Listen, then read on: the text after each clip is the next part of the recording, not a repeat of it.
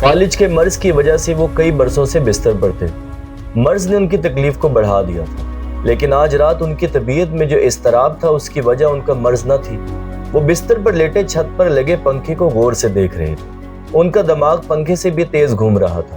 ان کا بس نہیں چل رہا تھا کہ دلائل کا جو انبار ابھر کے ان کے دماغ سے ٹکرا رہا ہے، وہ رات کی اس پہر اٹھ کر قلم پکڑے اور ان سب دلائل کو ہمیشہ کے لیے سپرد کرتاس کر دے۔ آخر اس اضطراب کی وجہ کیا تھی؟ اس اضطراب اور بے چینی کی بس ایک وجہ تھی، اور وجہ تھی ایک سوال جو آج شام تیمارداری کے لیے آئے ایک مہمان نے کیا۔ وہ چاہتے تھے کہ اس سوال کا اس طرح جواب دیا جائے کہ مستقبل میں ایسا سوال کوئی دوبارہ نہ کر سکے، اور اگر کرے تو اس سے ایک مفصل اور مدلل جواب ایک کتاب کی صورت میں دستیاب۔ لیکن نہ کمر میں اتنی طاقت تھی کہ اٹھ سکیں، اور نہ ہاتھ میں اتنی سکت کہ قلم اٹھا کر کچھ لکھ سکیں۔ صبح کے انتظار کے سوا اور کوئی چارہ نہ تھا۔ صبح ہوئی تو اپنی بیٹی سے کہنے لگے، میں جو بولتا ہوں بس تم لکھتی جاؤ، اور یوں اس ایک سوال کے جواب میں دلائل سے بھرپور ایک شاہکار کتاب تشکیل پائی، جس کا نام تھا کربل کی کہانی، قرآن کی زبانی۔ تیمارداری کے لیے آئے اس شخص نے سوال کیا تھا کہ تاریخ اسلام میں اگر واقعہ کربلا کی اتنی ہی اہمیت ہے کہ جتنی بیان کی جاتی ہے، تو اس کا پیش کے ذکر قرآن میں کیوں نہیں ہوا؟ یہی وہ سوال تھا جس کے جواب میں یہ شورۂ آفاق کتاب کربل کی کہانی، قرآن کی زبانی وجود میں ہے۔ یہ مصنف کون تھا؟ کون تھا وہ جس کی علم دوستی اس کے مرض کے آڑے نہ آ سکی؟ ہم بات کر رہے ہیں 20ویں صدی کے ایک عظیم محقق، تاریخ دان، عالم، شاعر، خطیب اور مبلغ جناب پروفیسر خواجہ محمد لطیف انصاری کی، جن کا تعلق ڈسکا سیالکوٹ سے تھا۔ آخر خواجہ صاحب کون تھے؟ کیا وہ ایک اچھے شاعر تھے، یا ایک اچھے خطیب، یا ایک اچھے رائٹر، یا ایک اچھے مبلغ، یا ایک اچھے تاریخ دان؟ اگر وہ ان سب میں اچھے تھے تو کیسے، اور اگر اچھے نہیں تھے تو کیسے؟ خواجہ صاحب کی زندگی پر مبنی اس مختصر ڈاکومنٹری کو بنانے کا مقصد یہی ہے ان سوالوں کا جواب تلاش کیا جائے۔ تو چلیں شروع کرتے ہیں خواجہ صاحب کی زندگی کے ابتدائی دور سے۔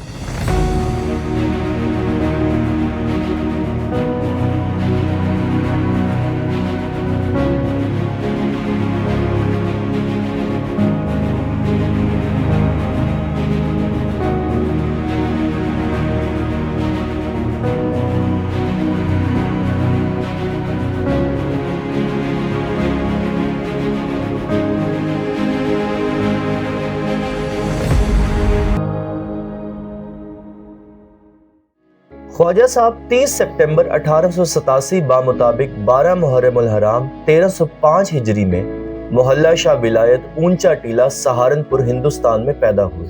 آپ کے خاندان کا تعلق انصار مدینہ کے قبیلہ خزرج سے تھا۔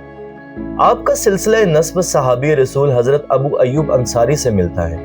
یہ وہی ابو ایوب انصاری ہیں جنہیں ختم رسول حضرت محمد مصطفیٰ صلی اللہ علیہ وآلہ وسلم کی مدینہ منورہ آمد پر میزبانی کا شرف حاصل ہوا تھا۔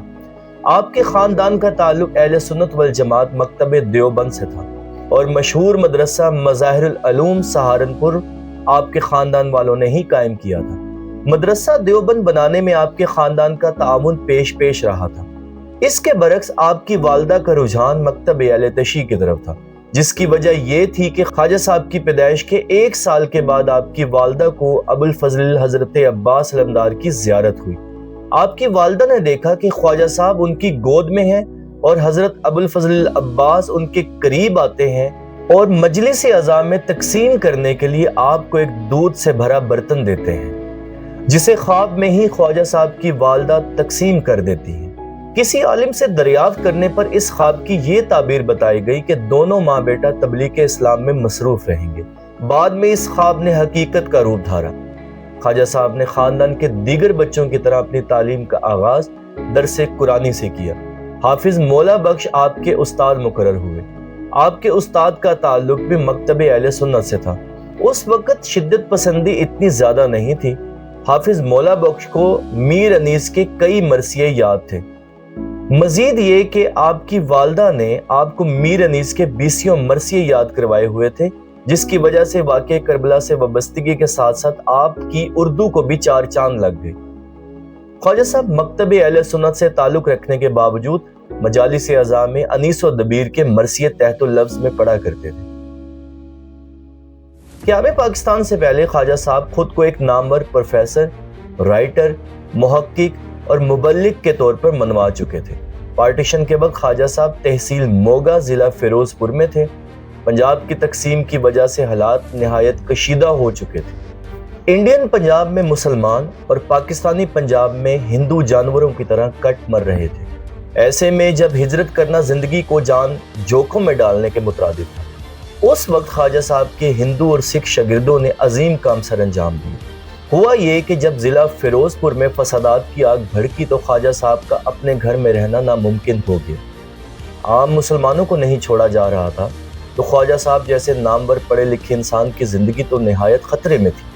यहाँ तक कि आपके कत्ल की साजिश हो चुकी थी, लेकिन आपके हिंदू और सिख शागिर्दों ने आपको इस साजिश से कबल अज़ वक्त आगाह कर दिया, और यही नहीं बल्कि आपको पाकिस्तान की सरहद तक छोड़ कर गए। यहाँ ये बात करना बहुत ज़रूरी है जिसे हमें ख्वाजा साहब की शख्सियत का एक अमूमी खाका ज़रूर समझ में आ जाएगा। वो ये कि ख्वाजा साहब के एक बहुत गहरे दोस्त थे मोहम्मद शरीफ साहब, जो तकसीम हिंद के हंगामे में मुस्लिम लीग कारकुन होने की वजह से महाजरीन कैंप में दस्ती बम से शहीद हो गए थे।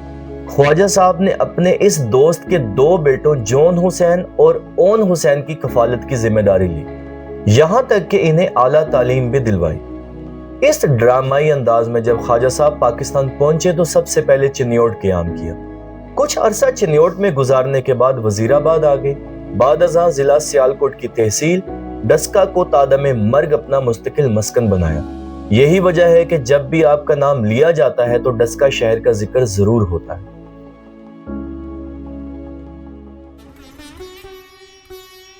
डस्का पाकिस्तान के सूबे पंजाब के जिला सियालकोट में वाक़ एक तारीखी शहर है। मुगल बादशाह शाहजहां ने इस इलाके से गुजरते हुए अपनी फौजों समेत यहाँ क़याम किया था और इस मकाम का नाम शाहजहां आबाद रखा, मगर ये नाम अमूमी पजीराई हासिल न कर सका। अवामी रवायात के मुताबिक गुजरांवाला, सियालकोट, पसरूर, वजीराबाद, संबड़ियाल से इसका फासला 10-10 कोस बनता है, इसीलिए इसे 10 कोहा कहा गया, जो बाद में डस्का में तब्दील हो गया। रंजीत सिंह से पहले सरदार नधान सिंह इसका हुक्मरान था। उसने यहाँ एक कच्चा किला भी बनवाया था। 1807 में रंजीत सिंह ने फौज डस्का भेजी और नधान की हुकूमत को शिकस्त दे दी और खुद डस्का का हुक्मरान बन गया। 1848 में अंग्रेज अमलदारी में आने के बाद डस्का को जिला सियालकोट का हिस्सा बना दिया गया। 1881 में डस्का को तहसील का दर्जा मिला। उस वक्त ये तहसील 341 देहात, 573 मुरब्बा किलोमीटर के रकबे पर मुश्तमिल थी और इसकी 13 ज़िलें थीं। नहरी निज़ाम के इजरा के बाद इस शहर की तरक्की में खासा इजाफा हो गया। डस्का की आबादकारी का इब्तदाई मरहला पुराना डस्का मोहल्ला अटारी से शुरू हुआ। भंगियों की लड़ाई भी इसी मुकाम पर हुई थी और इनकी मशहूर तोप जिस चबूतरे पर नस्ब थी उस पर डस्का का नाम लिखा हुआ था। डस्का के मशहूर मकामात में मेन बाजार, गली तारवाली, डाखाना, संबड़ियाल रोड, गल्ला मंडी, डस्का का मशहूर आंखों का हॉस्पिटल जिसका नाम चीमा हॉस्पिटल है, Christian college, Islamia girls college, municipal library, BRB link canal. इसके अलावा 1919 की एक रिपोर्ट के मुताबिक डस्का में एक रेलवे स्टेशन भी मौजूद था। मजीद ये कि 1965 की जंग में पंजाब रेजिमेंट के 19 लायंसेस मुल्क का दिफा करते हुए शहीद हो गए। इनको डस्का के मशहूर कब्रिस्तान शहीदां वाले कब्रिस्तान में दफन किया गया। पाकिस्तान के पहले वजीर खारजा सर जफरुल्लाह खान का ताल्लुक भी डस्का से था। यहाँ की एक मशहूर मरूफ मजहबी शख्सियत जिनका नाम सैयद गुलाम अब्बास नकवी है, उनके पास सोने के पानी से तहरीर करदा कुरान पाक के नादिर नुस्खों का जखीरा मौजूद है। मजीद ये कि इस मकसद के लिए उन्होंने मकतब नकविया के नाम से अदारा भी कायम कर रखा है। ख्वाजा साहब की काबिलियत और उनकी तहकीकी और इल्मी खिदमात पर हम बाद में बात करेंगे। उससे पहले हम ख्वाजा साहब के असातिज़ा का जिक्र करते हैं जिनसे फैज़ इल्म हासिल करके ख्वाजा साहब वो बने जिसका जिक्र हम आज अपनी इस डॉक्यूमेंट्री में कर रहे हैं। ख्वाजा साहब ने अपने वक्त के बेहतरीन असातिज़ा से तालीम हासिल की। ان بہترین اساتذہ کی ایک طویل فہرست ہے جس میں شریف العلماء مولانا سید شریف حسین، قدوۃ العلماء مولانا سید مرتضی حسین نقوی، ادیب اعظم مولانا سید مقرب علی المخلص الزائر، مولانا سید محمد باقر نقوی، مولانا سید باقر علی بخاری، مولانا سید محبوب علی شاہ نقوی، مولانا حشمت علی جگرانوی، پروفیسر ڈاکٹر عظیم الدین احمد، مولانا شیخ مومن علی نارووالی، مولانا سید صادق لکھنوی، علامہ مرزا احمد علی اور مولانا سید شریف حسین سبزواری کے نام قابل ذکر ہیں۔ آئیے اب خواجہ صاحب کی شخصیت کے مختلف پہلوؤں پر مختصر مگر مفصل روشنی ڈالتے ہیں۔ خواجہ صاحب کو بچپن سے پڑھانے کا شوق تھا۔ ان کی والدہ نے خواجہ صاحب کو بچپن سے یہی تعلیم دی تھی کہ بیٹا ایسے پڑھو کہ کل پڑھا سکو۔ یہ ایک چھوٹی سی بات ہے مگر ایک اچھے طالب علم کا پورا مزاج اس ایک بات پر استوار ہوتا ہے، اتنی گہرائی سے پڑھو کہ کل پڑھا سکو۔ بس یہی وجہ تھی کہ خواجہ صاحب نے ٹیچنگ کو اپنا پیشہ بنا لیا۔ سب سے پہلے مشن ہائی اسکول لدھیانہ میں بطور عربی کے ٹیچر تعینات ہوئے، بعد ازاں جلندھر کے گورنمنٹ ہائی اسکول فلور اور پھر فیروز پور کے گورنمنٹ ہائی اسکول مکسر میں بھی عربی کے استاد مقرر ہوئے۔ گورنمنٹ ہائی اسکول جگرانووں RK میں فارسی بھی پڑھائی۔ اسکول کے تجربات سے فارغ ہو کر کالج میں پڑھانا شروع کیا۔ سب سے پہلے DM ڈگری کالج موگا ضلع فیروز پور میں شعبہ مشرقیات اور پروجیکٹ میتھڈ کے پروفیسر مقرر ہوئے۔ یہ خواجہ لطیف انصاری دسکا تو ہے سی جی، وہ اتوں دے موگا جیتے کالج میں پڑھاندے سی اتنے کئی شاگرد سی۔ یہ جو ہوندا کی ہے کہ نا جتھے شہد ہوئے نا مکھیاں اتھے ہی آندی۔ ایک طریقے نال خواجہ صاحب شہد ہے سی جہاں سواد لین لئی مسلمان بھی آندے سی، سکھ بھی آندے سی تے ہندو بھی آندے سی تے جڑے کوئی بھی دھرم دے لوگ نہیں وہ بھی آندے سی، کرسچن بھی آندے سی۔ امامیہ مشن لاہور اور مجلس تنظیم الاسلام لاہور میں وائزین کے انچارج مقرر ہوئے۔ پنجاب یونیورسٹی میں ممتحن کے فرائض بھی سر انجام دیے۔ جب اسلام کی تبلیغ و اشاعت کے لیے افریقہ گئے تو عرب انسٹیٹیوٹ مومباسا افریقہ میں بطور پروفیسر خدمات سر انجام دی۔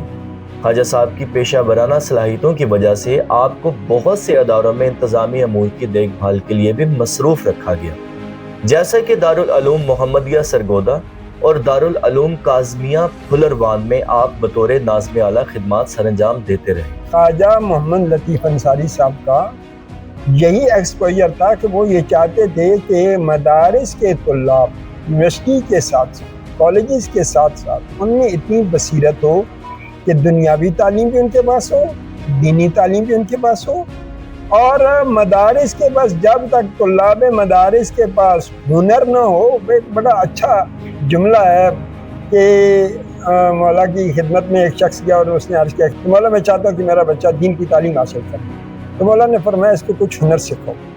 مولا میں چاہتا ہوں کہ تعلیم حاصل کرے۔ مولا نے آخر میں فرمایا کہ اگر اس کے پاس ہنر نہیں ہوگا بیچنے کے لیے تو پھر دین بیچے گا۔ یہ جس جگہ ہم کھڑے ہیں دارالعلوم محمدیہ بلاک 19 سرگودا، پاکستان کے جتنے بھی مدارس میں خطیب جاتے تھے یا مساجد میں علماء حضرات جو تھے پیش نماز، وہ یہاں کے فارغ التحصیل ہوتے تھے، تو وہ یہاں کے ہمارے دادا جان خواجہ لطیف انصاری صاحب کچھ عرصہ یہاں کے پرنسپل رہے کہ یہاں دارالعلوم بلاک 19 سرگودا میں مجلس اعضاء ہو رہی تھی، تو یہاں تمام مرد حضرات بیٹھے ہوئے تھے، یہ جو پنڈال ہے، اور اوپر جو تھی مستورات بیٹھی ہوئی تھی ایسے۔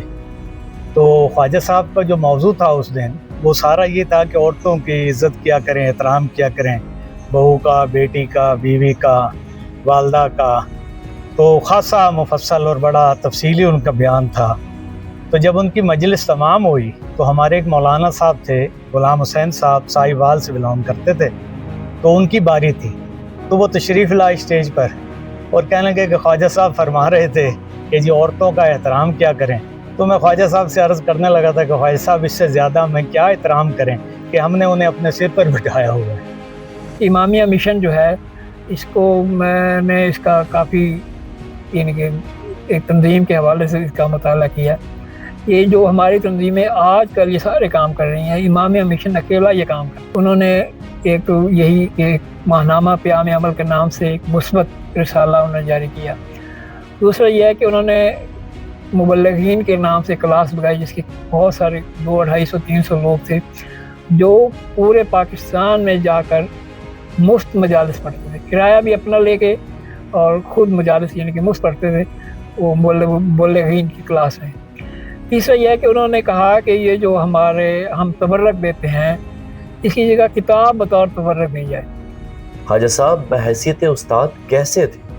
इसका अंदाज़ा आप इस बात से लगाएं कि क़याम पाकिस्तान के बाद आपके हिंदू और सिख शागिर्द जो हिंदुस्तान में रह गए थे, वो कई बार महज आपसे मिलने पाकिस्तान आया करते थे। इनमें गुरपाल सिंह वाहिद काबिल ज़िक्र हैं। ख्वाजा साहब ने इन्हें वाहिद का लक़ब भी दिया था। ਤੇ ਖਵਾਜਾ ਸਾਹਿਬ ਨੇ ਉੱਥੇ ਇੰਨੇ ਸ਼ਾਗਿਰਦ ਬਣ ਗਏ, ਨਾ ਪਿਆਰ ਮੁਹੱਬਤ ਸੀ ਕਿ ਗੁਰਪਾਲ ਸਿੰਘ ਜਿਹੜੇ ਸਟੂਡੈਂਟ ਹੈਗੇ ਸੀ, ਉਹਨਾਂ ਨੇ ਸਗੋਂ ਇਹਨਾਂ ਨੂੰ ਖਬਰ ਕੀਤੀ ਕਿ ਵੀ ਇਸ ਤਰ੍ਹਾਂ ਤੁਹਾਨੂੰ ਮਾਰਨ ਦੀ ਸਾਜ਼ਿਸ਼ ਹੈਗੀ ਹੈ ਤੇ ਤੁਸੀਂ ਇੱਥੋਂ ਚਲੇ ਜਾਓ। ਇਸ ਕਰਕੇ ਉਹ ਬਚ ਗਏ। ਹੁਣ ਇਹ ਵੀ ਪਤਾ ਲੱਗਾ ਕਿ ਖਵਾਜਾ ਸਾਹਿਬ ਨੂੰ ਆਪ ਇੱਕ ਵਾਰੀ ਮਿਲਣ ਆਏ ਆ ਜਦੋਂ ਗੁਰਪਾਲ ਵੀਰ ਜੀ ਇੱਥੇ, ਗੁਰਪਾਲ ਸਿੰਘ, ਤੇ ਉਦੋਂ ਖਵਾਜਾ ਸਾਹਿਬ ਨੇ ਉਹਨਾਂ ਨੂੰ ਵਾਹਿਦ ਦਾ ਖਿਤਾਬ ਵੀ ਦਿੱਤਾ। ਫਿਰ ਮੈਨੂੰ ਇਹ ਵੀ ਪਤਾ ਲੱਗਾ ਕਿ ਜਦੋਂ ਖਵਾਜਾ ਸਾਹਿਬ ਪੂਰੇ ਹੋਏ ਹੈ ਤੇ ਗੁਰਪਾਲ ਸਿੰਘ ਫੇਰ ਆਏ ਹੈ, ਇੱਥੇ ਆ ਕੇ ਉਹਨਾਂ ਨਾਚ ਕਵਿਤਾ ਪੜ੍ਹੀ ਉਹਨਾਂ ਨੇ। जैसे शुरू में जिक्र हुआ था कि ख्वाजा साहब को शायरी का शौक बचपन से था। अनीसो दबीर के मरसिए ज़ुबानी याद थे, उर्दू और फ़ारसी में अबूर हासिल था। यही वजह थी कि लड़कपन से ही उर्दू और फ़ारसी में शेर कहने लगे, लेकिन ये मश्क ज़्यादा देर जारी ना रह सकी। अच्छा उस्ताद जो कि एक अच्छा ख़तीब भी हो और फिर वो एक अच्छा मुहक्किक और स्कॉलर भी हो, तो उसको शायरी के मुबालगे और मुगालते हज़म नहीं होते। उन्होंने अपनी याददाश्तें शेयर की जो किताबी सूरत में मैं लिख रहा था, लेकिन वो सिलसिला पाया तकमील तक ना पहुंच सका। उन्होंने बहुत सी बातें की, अल्लामा इकबाल से अपनी मुलाकात के हवाले से, अपनी शायरी के हवाले से अपने शेर भी सुनाए, और फिर यह भी कहा कि एक अच्छे वाइस के लिए शायर होना एक ऐब समझा जाता है, तो इसलिए मैंने शायरी छोड़ दी। यही वजह थी कि खिताबत के लिए उन्होंने शायरी को खैरबाद कहा, लेकिन वो फिर भी अच्छी शायरी और शायरों के हमेशा दिलदादा रहे। ये कहना बहुत मुश्किल होगा कि ख्वाजा साहब ने खिताबत किस साल में शुरू की थी। अलबत्ता जवानी के अवाइल में ही वो हिंदुस्तान के सफ़ाए अव्वल के इमाम बारगाहों में मजालिस अज़ाज़ से खिताब करना शुरू हो गए थे। 3 साल फैज़ाबाद में अशरे मुहर्रम से खिताब किया, बरेली और लखनऊ में भी मजालिस अज़ाज़ से खिताब किया। उस दौर में किसी भी खतीब की कामयाबी का अंदाज़ा इस बात से लगाया जाता था कि क्या उसे अमरोहा का मिंबर नसीब हुआ या नहीं। ख्वाजा साहब का अंदाज़े बयां ऐसा था कि 7 साल अमरोहा में अशरे मुहर्रम से खिताब किया। उस वक्त के बेहतरीन उलमा आपकी इल्मियत और खिताबत के गुण गाते थे कि दानिशमंदों में नौनहरवी साहब और लक्कड़ों में बशीर साहब, यानी ऐसा इन्होंने मौजू इंतखाब किए हुए थे बहुत ही और वहाँ पता नहीं कौन सा इमाम बाड़ा था, उसमें ख्वाजा मोहम्मद लतीफ़ साहब पढ़ा करते थे। तो मैंने 2-3 साल वहाँ देखा, तो ये था अमरोहे की बात। तो अहले अमरोहा में पढ़ना वैसे भी बड़ा मुश्किल है, और फिर जब अमरोहे वाले हजरात अपने मखसूस दिमाग और मिजाज के साथ मजलिस में शिरकत फरमाएं, ऐसी जगह। ये उस वक्त की बात है जब मिंबर से इल्म तकसीम होता, फ़िरक़ा वारियत नहीं थी, और ख़तीब ख्वाजा मोहम्मद लतीफ़ अंसारी साहब जो महज ख़तीब नहीं बल्कि एक मुहक्किक और तारीख़ दान भी हों, ऐसे लोग इल्म व हिकमत के क्या क्या मोती बिखेरते होंगे। मगर अफसोस ख्वाजा साहब की खिताबत की कोई ऑडियो या वीडियो आज की तारीख़ तक दस्तयाब ना हो सकी, लेकिन वो अहबाब आज भी मौजूद हैं जो आपकी खिताबत के फ़न के शाहिद हैं।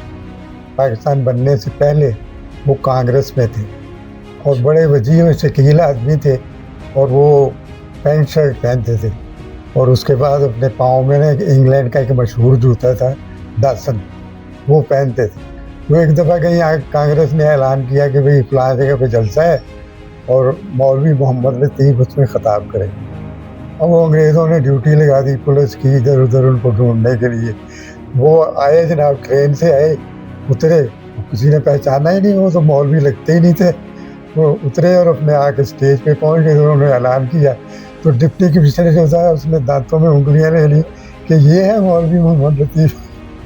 ਉਹਨਾਂ ਦਾ ਅੰਦਾਜ਼ ਇਹ ਸੀ ਜਿਹੜਾ ਅਸੀਂ ਦੇਖਿਆ ਹੈ ਕਿ ਖੜੇ ਹੋ ਕੇ ਨਾ ਤਕਰੀਰ ਕਰਦੇ ਸਨ, ਉਹ ਪ੍ਰੈਫਰ ਕਰਦੇ ਸਨ, ਥੋੜਾ ਮੂਵ ਕਰਦੇ ਸਨ, ਜਿਸ ਤਰ੍ਹਾਂ ਸਮਝਾਉਣ ਦਾ ਅੰਦਾਜ਼ ਹੁੰਦਾ ਹੈ ਰਾਈਟ ਲੈਫਟ माइक तो थोड़ा हट के भी रटी रटाई तकरीर नहीं सी होती।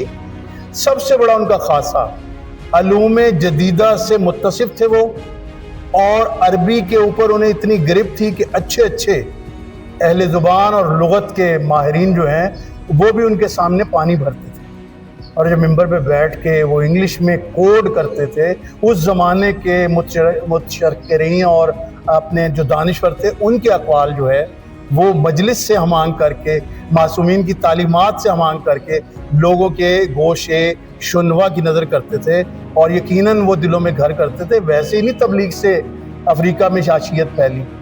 तो आज अब इब्राहिम ज़कज़की का नाम सुना ना आपने, मैं समझता हूँ अपने दौर के इब्राहिम ज़कज़की थे। ये ऐसा मैसा सुनिया उन्होंने बह के बढ़िया बड़ा मतलब तो बेहतरीन, वो जोश वाला बंदा नहीं सी। अंसारी साहब जोश है ही नहीं सी, होश है जोश नहीं सी, बाहोश आदमी सी, बेहोश जोश वाले होंदे ने। तो इन्ना बंदा सी नहीं गा के जिहदा हिसाब ही नहीं। मैं तो उन्होंने किते गुस्से नाल कूंदियां जिंदगी च नहीं वेख्या ना, बड़ा खुल खाल के हसदियां नहीं वेख्या। लेकिन ये जरूर है कि उन्होंने एक शख्सियत सी दसके च या इस इलाके च कि नमाजी भी सन, ते मातमी भी सन, ते मुबल्लग भी सन, तबलीग भी बेहतरीन करते सन। ਇਹ ਵੀ ਨਾ ਗੱਲ ਫਿਰਕਾ ਵਾਰੀਅਤ ਦੇ ਉੱਤੇ ਤਾਂ ਨਾ ਨਾ ਉੱਥੇ ਫਿਰਕਾ ਵਾਰੀ ਦਾ ਨਾਂ ਹੀ ਨਹੀਂ ਸੀ ਹੁੰਦਾ ਉਦੋਂ। ਇਹ ਲੋਕ ਤੁਹਾਡੇ ਪਿੰਡ ਤੇ ਸਾਰਾ ਮਹਿਲਾ ਸੁਣਦਾ ਹੈ, ਸੁਣਤੇ ਸੀਆ ਵਿੱਚ ਇਹ ਅਗਰ ਉੱਥੇ ਇਹ ਬੰਦੇ ਜਿਹੜੇ ਸਨ ਅਗਰ ਇੱਥੇ ਉਹ ਵੀ ਬੀਜਦੇ ਨਾ ਤੇ ਕੋਈ ਵੀ ਨਾ ਵੜਦਾ। हैदराबाद में 7 साल, इसके अलावा साहिवाल, कराची, खैरपुर, सखर, लड़काना, पाराचनार, कोहाट में भी कई मजालिस से खिताब किया। अलीपुर चट्टा में 12 साल अशरे मुहर्रम की मजालिस पढ़ी, और यहीं 45 साल तक चुप ताजिया की मजलिस में भी रौनक अफरोज़ मिंबर हुई। मेरे आने से पहले यहाँ किबला ख्वाजा मोहम्मद लतीफ़ अंसारी साहब कई साल उन्होंने बल्कि पूरी ज़िंदगी में उन्होंने यहाँ पे मुहर्रम पढ़े हैं, और फिर दारुल मोहम्मदिया के वो प्रिंसिपल भी आ रहे हैं। मैं बिला खौफ तलील कह सकता हूँ ये वो वाहिद शख्सियत है जिन्होंने इल्म को ज़रिए माश नहीं बनाया। ख्वाजा साहब के मुतल्लिक मैं सिर्फ इतना जानता हूँ कि ख्वाजा साहब बड़ी मुद्दत से यहाँ आया करते थे और अपनी आज़ादारी में शामिल थे, बानी थे यहाँ पे ताज़िया में। नंबर 2, और बड़ा अरसा उन्होंने यहाँ गुजारा है, और बहुत अच्छे हमने उनकी अच्छी मजालिस सुनी है उनकी। आज के दौर में मुझे कहना तो नहीं चाहिए, लेकिन कुछ आलिम दीन जो हैं, आलिम दीन वो उन्होंने अपने आप को कमर्शलाइज कर दिया। वो इत्तकाद वाले लोग थे, मोहब्बत करने वाले लोग थे, जिनका कमर्शलाइज से कोई ताल्लुक नहीं। जो ताज़िए के जुलूस थे वो बरनी थे। जो ताज़िए की पहली तकरीर वो करते थे 8 रबीउल अव्वल को, जिसमें शबीह ज़ुलजना ताज़िया अलम वो बरामद करते थे, और उसके दौरान जो है वो जगह ब जगह मजालिस होती थी। फिर वो आखिरी तकरीर खैदरी चौक में करते थे जहाँ पे मातमदारी शुरू होती थी। किसी खतीब के आला इखलाक और किरदार के लिए यही दलील बहुत है कि वो एक इमाम बारगाह में कितने साल तक खिताब करता रहा। ख्वाजा साहब एक ऐसे कामयाब खतीब थे जो साला साल एक ही इमाम बारगाह में अशरा मुहर्रम और सफ़र पढ़ा करते थे। आपकी मजालिस का मौजू ज़्यादातर तारीख़, मंतक और इखलाकियात होता था। इस्लाम और साइंस भी आपके पसंदीदा मौजू थे, और सामीन में आपकी तवज्जो का मरकज़ नौजवान तबका ही होता था, जिनसे न जाने ख्वाजा साहब को क्या क्या तवक्कुआत थी। उनके मौजूआत सीरत भी थी, ज़्यादा हिस्ट्री एंड साइंस, तो साइंस पर उनकी किताबें भी हैं। नौजवानों के लिए वो ये था कि साइंस भी से आप मुतमस्सक रहें और जुड़े रहें। ख्वाजा साहब की मुतजस्सिस शख्सियत ने आपको बचपन ही से मुताला किताब का शौकीन बना दिया।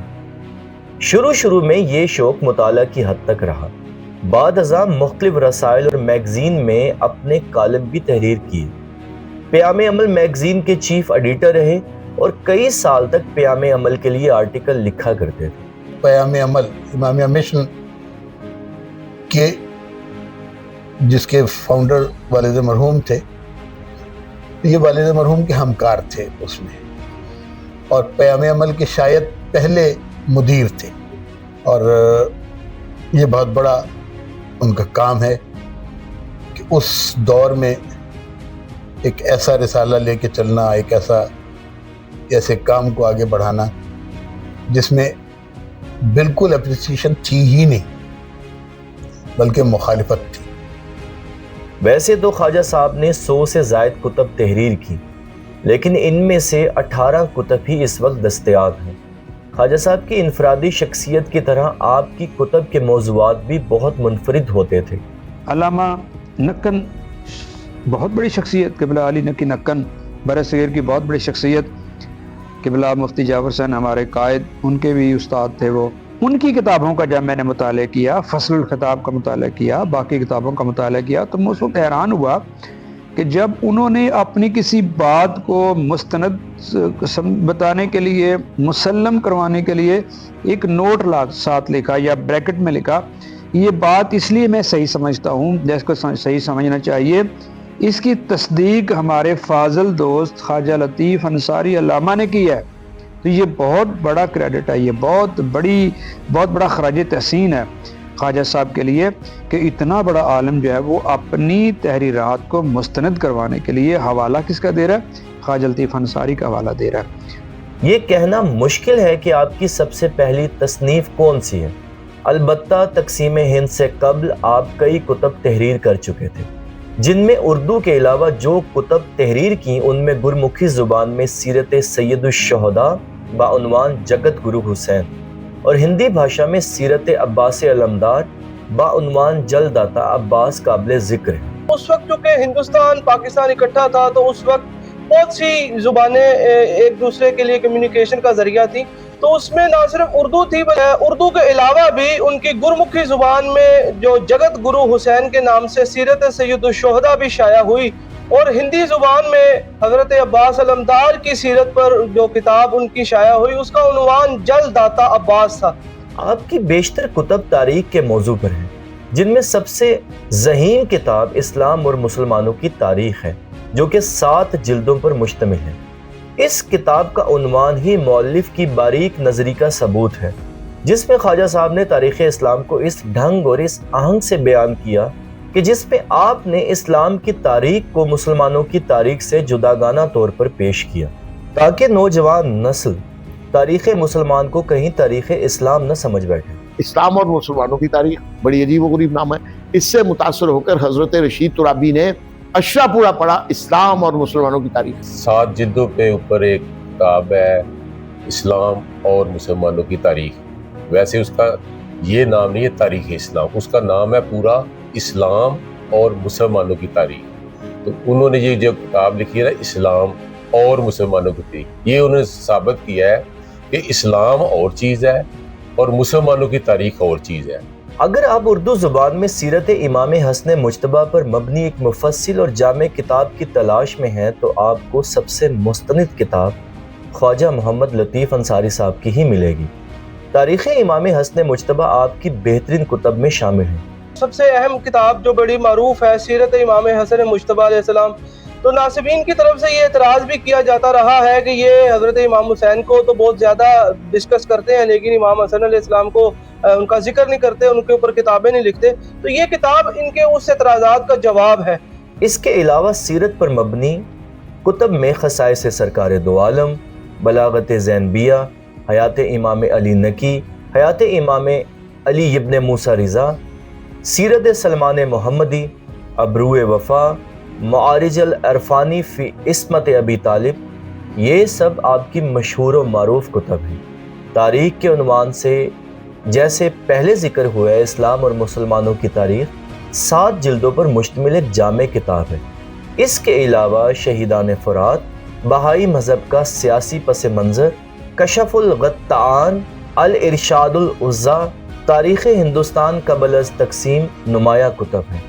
ایک کتاب ہے 3 جلدوں میں शहजादा यसरब आलम हिजरत में, क्योंकि किसी भी हस्ती के इनकलाब जो ला रहा है, उसके इनकलाब के लिए उसकी गुफ्तगू, उसका अमल, उसका इकदाम, उसका जो कुछ उसने किया उसको जानना ज़रूरी है। तो वो वाहिद किताब है जो सफ़र इमाम हुसैन अलैहिस्सलाम सरकार पर लिखी है, जिसमें है कि मक्के से जब आप आ गए तो 3 मकामात ख़ास, मंजिल ज़ुबाला, मंजिल ज़ुई हशम और ज़ातुल इराक या ज़ातुल इरक, जहाँ से पानी आपने 6 माह का इकट्ठा किया। अकायद के मौजू पर आपकी किताब तशाइदुल अकायद फ़वाइदुल मशाहिद एक जामे किताब है। उर्दू और फ़ारसी अदब से गहरा ताल्लुक़ होने की वजह से ऐसा मुमकिन नहीं था कि ख्वाजा साहब अदब पर कुछ ना लिखते। अदब के उन्वान पर मखज़न जवाहिर फ़ारसी और तस्हील कवायद उर्दू आपकी बेहतरीन तसानीफ़ है। नौजवानों के रुझानात और वक्त की ज़रूरत को मद्देनज़र रखते हुए ख्वाजा साहब ने मौलूद काबा और अलूम जदीदिया के उन्वान से एक किताब तहरीर की, जो इस्लाम और साइंस का तकाबली जायज़ा पेश करती है। इसके अलावा वाक़या करबला और इंसानी नफ्सियात के मौजू पर एक किताब तहरीर की, जिसका उन्वान था इस्लाम में जज्बात की हकीकत और वाक़या करबला। ऐसे अछूते उन्वानात जिसको देखकर ही इंसान का दिल करे कि ये किताब पढ़ने के लायक है। इस पर सोने पर सुहागा ख्वाजा साहब का अंदाज़े तहरीर था। किताब गोया किताब नहीं, नोट्स हो। आसान उर्दू और इंग्लिश के आम फहम अल्फाज शामिल करके ख्वाजा साहब कारी को ऐसा महसूस करवाते जैसे वो कोई लेक्चर ले रहा है। जहाँ ज़रूरत महसूस होती, ग्राफ और तस्वीर की मदद लेते। हम कह सकते हैं कि 20वीं सदी के लखारियों में तहरीर का ये अंदाज़ ख्वाजा साहब की ही ईजाद थी। और अब हम बात करते हैं उस किताब की जिसका जिक्र हमने वीडियो के आगाज़ में किया था। जी हाँ, करबल की कहानी, कुरान की ज़ुबानी। एक ऐसी किताब जिसे हम ख्वाजा साहब की आखिरी शाया होने वाली किताब कह सकते हैं। किताब जिसका जिक्र किया जाता है, करबल की कहानी, कुरान की ज़ुबानी, तो ये एक बड़ा अछूता और एक यूनिक सा टॉपिक है, जिसपे अगर हम देखें तो कैसे उन्होंने करबला को रिलेट किया कुरान मजीद की आयत के साथ। 2 किताबें लिखवाई हैं बीमारी की हालत में, करबला की कहानी और एक इस्मत अबी तालिब इमरान मिन आयातिल कुरान। जब उनका वक्त रहलत करीब था, बीमार थे, तो माह रमज़ान था और उससे पहले कहते हैं जब वो आ गए थे बेड पर, तो मुझे यानी उनकी बहन को निगत फातिमा और मैं, यानी ये वो बता रहे थे मेरे मियाँ कि हम दोनों बहन भाई जाते थे, वो हमें बुलाते थे और कहते थे यहाँ बैठो, जो मैं तुम्हें लिखवा रहा हूँ वो तुम लिखते जाओ। अब आप उनका शौक़ देखिए, उनकी लगन देखिए, उनका जुनून देखिए कि बिस्तर पर हैं लेकिन वो किताबें लिखना चाह रहे हैं कि मैं किताबें अपने पीछे छोड़ जाऊं। इसके अलावा बेशबहा कुतब ऐसी हैं जो शाया तो हुई लेकिन महफूज न रह सकी। ये एक बड़ा अफसोसनाक अमर होता है कि एक लिखने वाला जो अपनी ज़िंदगी के कई साल लगाकर एक तसनीफ़ अपनी कौम के लिए, अपनी मिल्लत के लिए, अपने लोगों के लिए देकर जाता है और फिर उसकी वफ़ात के बाद कुछ ही अरसे बाद वो चीज़ें नापैद हो जाती हैं, गुमशुदा हो जाती हैं। मैं उसे बदकिस्मती ख्वाजा साहब की नहीं बल्कि उन तलबा, उन शागिर्दों की समझूंगा जिन्होंने उनकी कदर नहीं की, उनके मिशन को, उनके काम को लेके आगे नहीं बढ़े, उनका नाम तक लेना गवारा नहीं किया, वरना इस तरह के लोग इतने जल्दी स्क्रीन से गायब ना होते। अफसोस इस बात का है कि हम आज तक उनके बारे में लोगों को बता ही नहीं सके कि वो कितना बड़ा ख़जाना था, इल्मी ख़जाना था, जिससे हम महरूम हो गए हैं। इस्लाम की तबलीग और इशाअत के लिए जहाँ ख्वाजा साहब ने बरे सगीर के दूर दराज इलाकों का सफ़र किया, वहीं बैनुल अक़वामी दौरे भी किए। आपका सफ़र ईरान और इराक इस हवाले से बहुत कामयाब रहा। इसके अलावा इस्लाम की बाकायदा तबलीग के लिए ख्वाजा साहब ने दुनिया के जिस खित्ते का इंतखाब किया वो नहायत दिलचस्प और हैरत अंगेज थी। डॉलर्स और पाउंड्स इन्हें अमेरिका और यूरोप में मिल सकता था, लेकिन ख्वाजा साहब ने पैसे से बेनियाज होकर अफ्रीका का रुख किया और कई साल तक अफ्रीका में अशाते दीन के लिए सरगर्म रहे। शिया अस्ना अशरी कॉलेज और अरब इंस्टीट्यूट मुंबासा अफ्रीका में बतौर प्रोफेसर अपनी खिदमात सरअंजाम दी। इनकलाब से पहले ही यहाँ से तबलीग के लिए वो लोग अफ्रीका गए हैं। उसमें ख्वाजा लतीफ़ अंसारी हैं और हमारे डॉक्टर मोहम्मद नकवी शहीद के वालिद सैयद अमीर हुसैन नकवी भी हैं। अफ्रीका क़याम के आखिरी दिनों में ख्वाजा साहब की तबीयत नासाज रहने लगी। यही वजह थी कि वतन वापसी का फैसला किया और वतन वापस आकर ख्वाजा साहब फालिज के मर्ज में मुब्तला हो गए। मर्ज बढ़ता गया जूं जूं दवा की, बढ़ापा, ऊपर से फालिज जैसा मर्ज। इस मर्ज ने ख्वाजा साहब को बिस्तर तक महदूद कर दिया। फिर भी ख्वाजा साहब 9 बरस तक इस मर्ज से लड़ते रहे।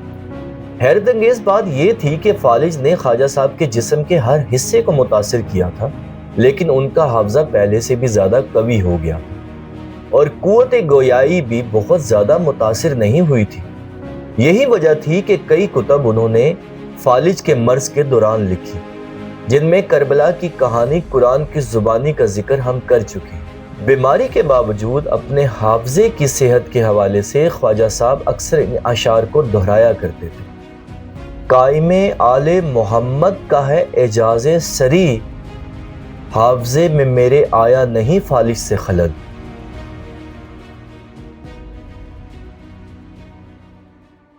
नौ साल फालिज के मर्ज से लड़ते लड़ते आखिरकार ख्वाजा साहब ने 10 अगस्त 1979 बामुताबिक 16 रमजान मुबारक को इस दाई अजल को लब्बैक कहा।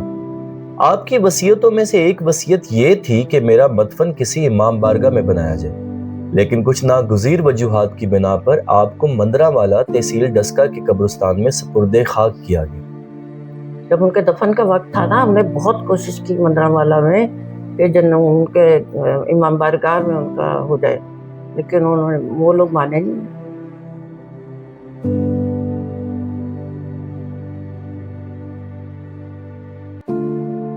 तेरे मरने से हो गया मालूम, नब्ज़े इंसानियत नहीं मरती। शख्स मरता है मौत से, लेकिन मौत से शख्सियत नहीं मरती। मुझसे मेरे अजीज मिले इस खुलूस से, मेरा बदन खुलूस के जख्मों से भर गया। क्या ख्वाजा साहब एक अच्छे प्रोफेसर थे, या एक अच्छे राइटर थे, या एक अच्छे खतीब, या एक अच्छे मुबल्लिग? इस वीडियो को अगर आपने शुरू से देखा है तो आपके लिए ये तायुन करना मुश्किल ना होगा कि इल्म और अदब से ताल्लुक रखने वाले कितने ही अफराद ने आपकी खूबियों की गवाही दी है। इससे बढ़कर आपका काम खुद इस बात का मुंह बोलता सबूत है कि आप कितने बड़े मुहक्किक और राइटर थे, लेकिन एक इंसान इतने सारे शोबों में कैसे इतना अच्छा हो सकता है?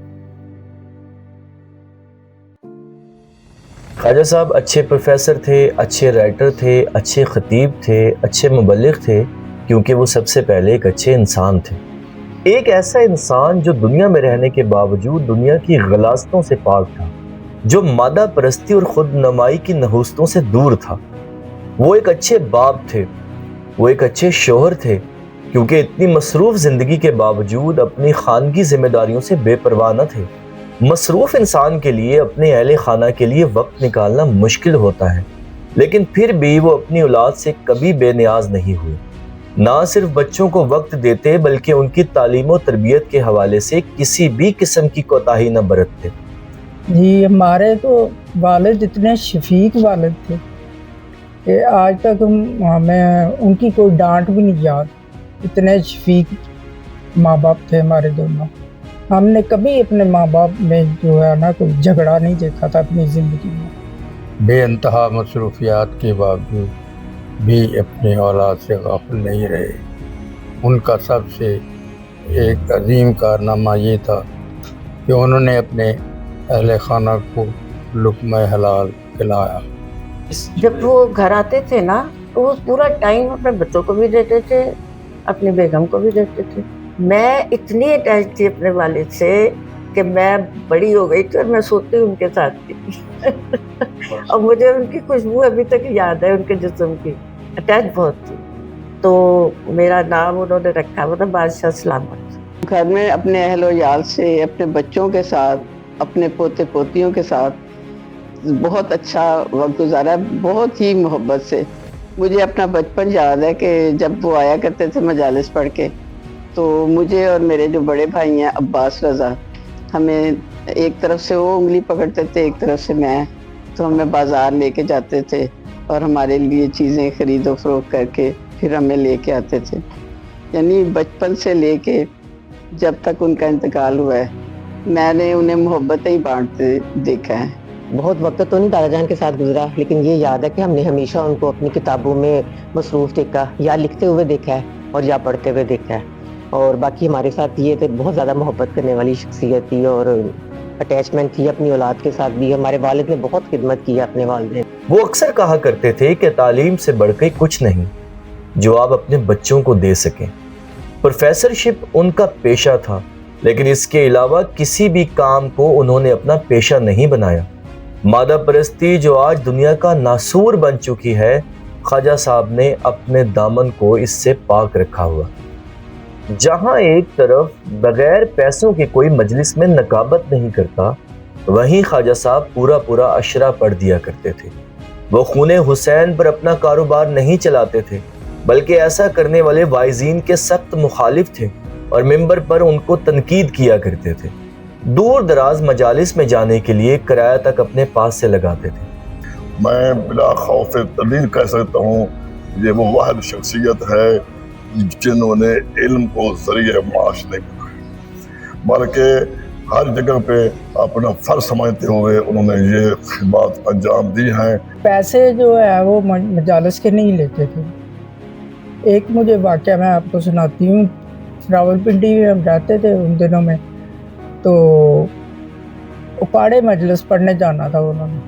تو مجلس پڑھنے سے پہلے 3-4 دن پہلے ان کا ایکسیڈنٹ ہو گیا، تو ان کے ٹانکے لگے ادھر ماتھے. تو والدہ نے منع کیا کہ آپ ان کو اطلاع دے دیں کہ وہ میں نہیں آ سکتا، میں نہیں جانا. کہیں گے نہیں، میں نے تو وعدہ کیا ہے، میں نے اپنا وعدہ نبھانا ہے. علی پور میں یہ ہے کہ میں 2-3 سال متواتر، اس وقت گاڑیوں کا تو چکر نہیں تھا، بس پہ جاتے تھے، تو باقاعدہ ہم 15-20 دن وہیں رہتے تھے. تو وہاں وہ مجلس پڑھتے تھے، بعد میں ان کا نیچے بیٹھک میں، تو وہاں ان کی رہائش تھی. امام بارگاہ میں بیٹھ کے جب فارغ ہو کر ہم واپسی جا رہے تھے تو انہوں نے ایک شاپر میں پیسے ڈال کے دیے، لیکن وہ 15-20 دن وہاں پہ رہتے تھے. ان کو پتہ تھا کہ یہ ہماری انجمن جو امامیہ ہے اس کے کیسے حالات ہیں. انہوں نے اپنا کرایہ نکالا اور بقایا پیسے انجمن کو دے دیے وہاں امام بارگاہ کے. وہ اپنا خرچ جیب میں ڈال کر مجالس پڑھنے جاتے تھے.